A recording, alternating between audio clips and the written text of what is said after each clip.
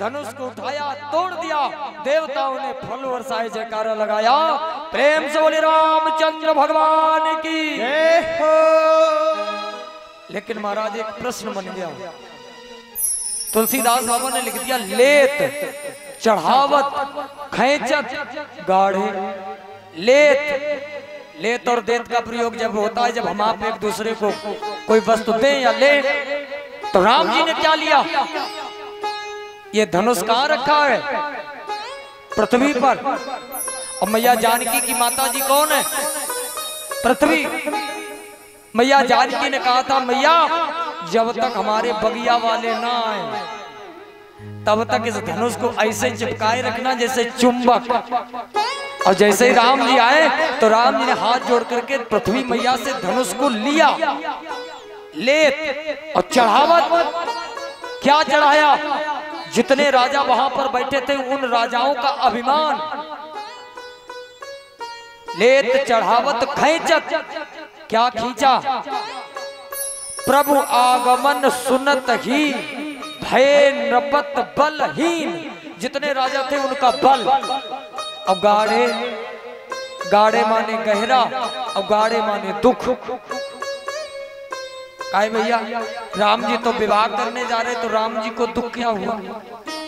कोई विवाह करने जाए तो बताओ उसे दुख होगा या सुख? आजकल काऊ भैया को विवाह हो जाए तो देखो खुशी के मारे चटके जाए। आजकल काऊ को तय हो, तो राम जी को दुख हुआ।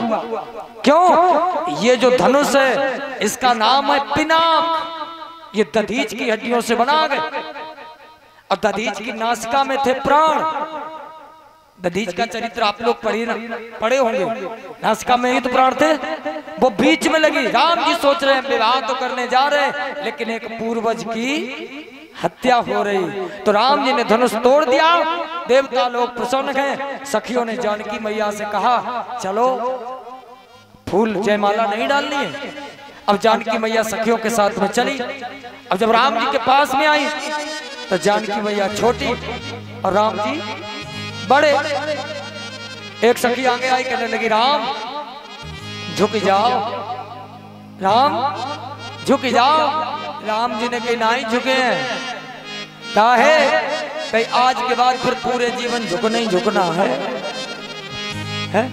आज के बाद झुकना ही झुकना है, आज नहीं झुकने वाले।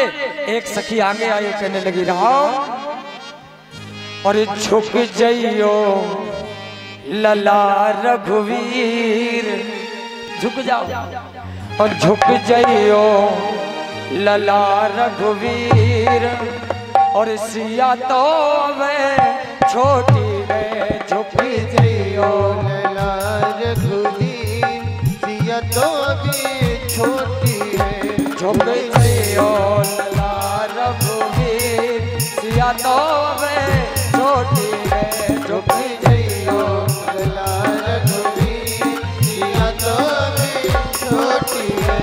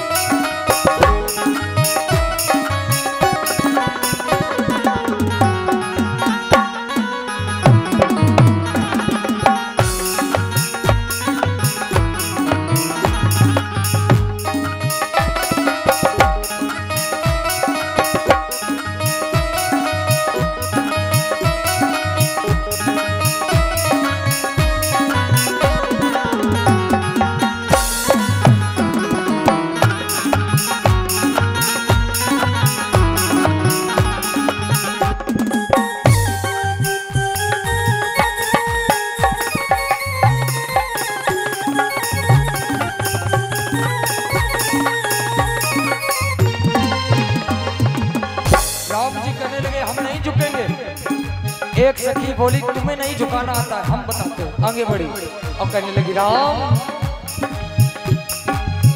तुमने राम अहिल्या तारी। तुमने राम अहिल्या तारी। तुमने राम ताड़िका मारी। तुमने राम ताड़िका मारी। तुमने राम अहिल्या तारी। तुमने राम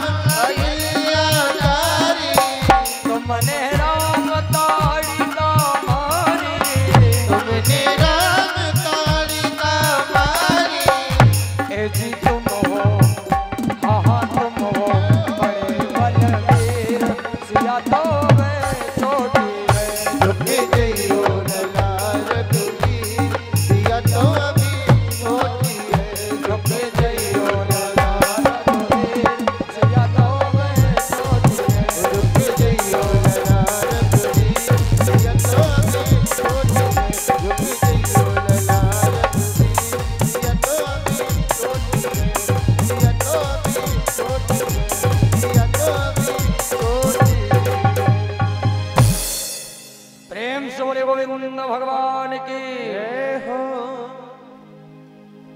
आज जानकी मैया कहने लगी राम, सखिया कहने लगी राम झुक जाओ। राम जी कहने लगे हम नहीं झुकेंगे। अब आप लोग ध्यान देना, सखियों ने खूब कहा राम जी नहीं झुके, तो मैया जानकी ने पैर के अंगूठे से लखन लाल की तरफ इशारा किया। लखन लाल तुम तो शेषा अवतारी हो और तुम्हारे फन के ऊपर रखी है पृथ्वी, तो जहां पर हम खड़े हैं वहां पर थोड़ी पृथ्वी ऊपर कर दो, जो आपके भैया के गले में माला पड़ी जाए। लखनलाल मन ही मन कहने लगे माता जी, जिस पृथ्वी पे तुम खड़ी हो बाई पे तो हमारे भैया खड़े हैं, जितना तुम ऊपर उठोगे उतने भैया उठेंगे। तो पैर के अंगूठे से जानकी मैया ने इशारा किया देवर। ये देवर शब्द तभी से चला है, देवर ऐसा वरदान दो जो आपके भैया के गले में माला पड़ी जाए।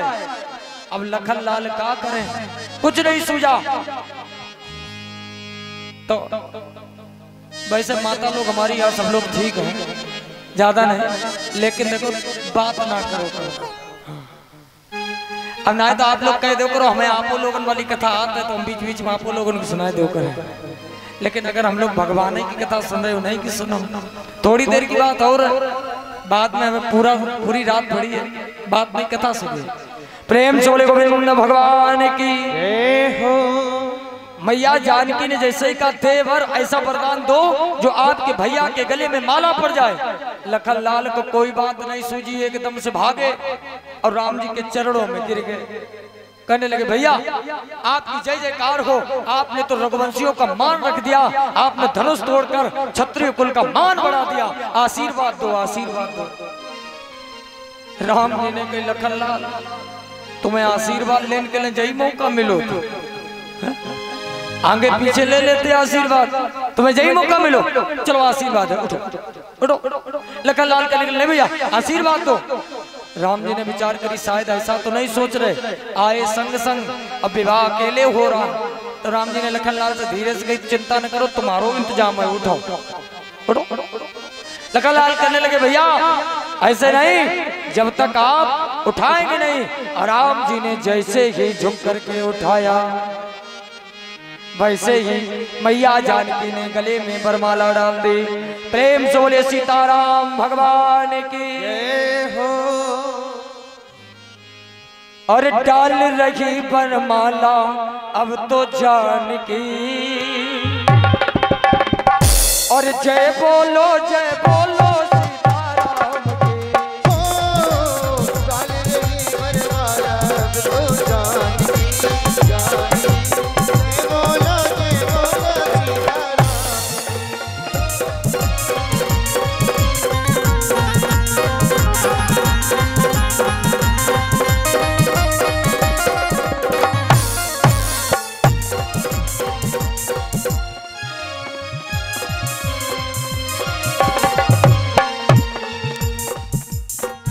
अब जनक की बुढ़ अभिलाषा हुई सारी जिंदगी, हुई सारी जिंदगी, हुई सारी जिंदगी। मिट गया संताप जब से दिल में था हमारी।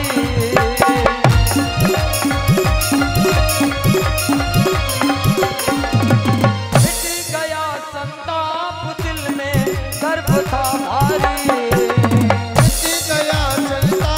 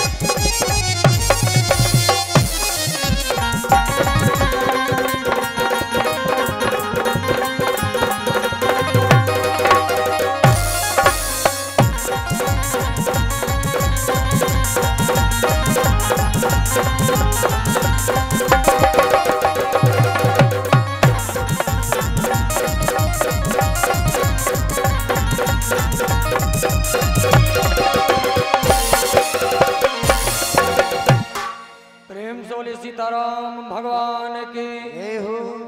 आज जानकी मैया ने गले में माला डाल दी। जनक जी ने कहा अब आगे का काम किया जाए। राम जी कहने लगे बिल्कुल नहीं। कहा क्यों? कहा सबसे पहले मेरे पिताजी को, मेरे भाइयों को अयोध्यापुरी से बुलाया जाए। कितना बढ़िया संकेत है। ऐसा नहीं राम जी ने कहा माला तो हमने डालवाई ली, धनुष तोड़ ही दिया, तो लाओ सीधा विवाह करके ही घर ले चले। ना, पहले पिताजी को बुलवाओ। एक पत्रिका लिखी गई और जैसे ही भेजी गई, भरत जी ने पत्रिका को देखा, बारात तैयार होने लगी। अब बारात भी कितनी सुंदर है महाराज।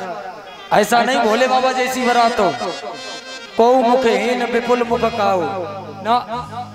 राम जी की बारात कैसी थी? छैल छबीले हते सब नए, जिनके हेप्टी कटबाल और मिथुन कट चाल है, ऐसे सब तैयार हुए। लेकिन एक दो बुजुर्ग लोग थे, उन्होंने कहा हमें साथ में ले चलो, हमारी जरूरत पड़ सकती है। लोगों ने कहा तुम्हारी क्या जरूरत? कहा नहीं हमारी जरूरत पड़ सकती है। और कितना बढ़िया संकेत है। आप देखो बड़े बुजुर्ग कहने लगे कि मेरी जरूरत पड़ सकती है, युवा पीढ़ी कह रही तुम्हारी क्या जरूरत। यही तो दशा आजकल है। हमारी युवा पीढ़ी बड़े बुजुर्गों की सलाह लेनी नहीं चाहती। आप देखो कोई बड़ा बुजुर्ग अगर कुछ समझाए, तुम्हें क्या मालूम, तुम्हारे जमाने में कुछ होता होगा, हमारे जमाने में ये सब नहीं है। जिस दिन हम पहले दिन आए थे यहाँ पर, तो यहाँ पर एक बाबा जी थे, तो हमने वो धुंधकारी वाला जो झंडा होता है 7 गांठ का, तो हमने कहा वो 7 गांठ का बांस काट लेना। तो बाबा जी बोले बिल्कुल पंडित जी सही कहते हो, 7 गांठ को बड़ेरा बहुत जरूरी है। 7 गांठ ये क्या गए? बड़े बुजुर्गों की सलाह। क्यों? बड़े बुजुर्गों को अनुभव और तजुर्बा ज्यादा होता है, और जहाँ पर ऐसा काम नहीं होता वहाँ बड़ी दशा खराब होती। एक जगह बारात गई और लड़की वालों ने कह दिया कि बाराती आए लड़के वाले, लेकिन किसी बूढ़े को लेके ना आए। बूढ़े को, बारात तैयार हुई चल दी, लेकिन लड़के का जो नाना था, नाना ने कहा देखो हमारी जरूरत पड़ सकती है, हमें ले चलो। लोगों ने कहा अरे बारात उठक जाएगी, हम नहीं जाएंगे। नाना ने कहा तुम हमें दिखावे में ना ले चलो, डिग्गी में डालो, गाड़ी की डिग्गी में। अब नाना को गाड़ी की डिग्गी में बंद कर दिया।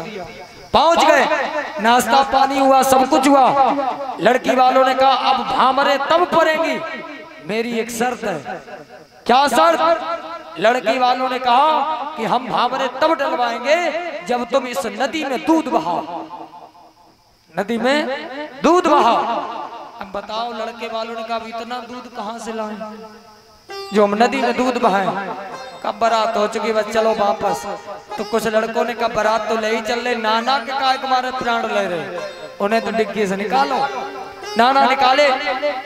नाना ने कहा बारात हो गई? कहा हो नहीं गई, कैंसिल हो गया। क्यों? लड़की वालों ने कह दिया कि हम भामरे तब डालेंगे जब नदी में दूध बहाओ। नाना कहने लगा बेवकूफ हो, तुम इधर से खबर भेजो, कह दो हम नदी में दूध बहाएंगे, पहले तुम नदी का पानी तो खाली कराओ। पानी तो खाली कराओ। लड़के वाले पहुंचे, कहा हम नदी में दूध बहाएंगे लेकिन पानी तो खाली कराओ। लड़की वाले कहने लगे जरूर तुम्हारी बारात में कोई बूढ़ा व्यक्ति आया है, जरूर। क्यों? इनको अनुभव और तजुर्बा बहुत ज्यादा होता। ऐसा राम जी की बारात में हुआ। राम जी की बारात जब अयोध्या नगरी से निकली, दूसरे गांव में पहुंची, नगर वासियों ने बारात को रोक लिया।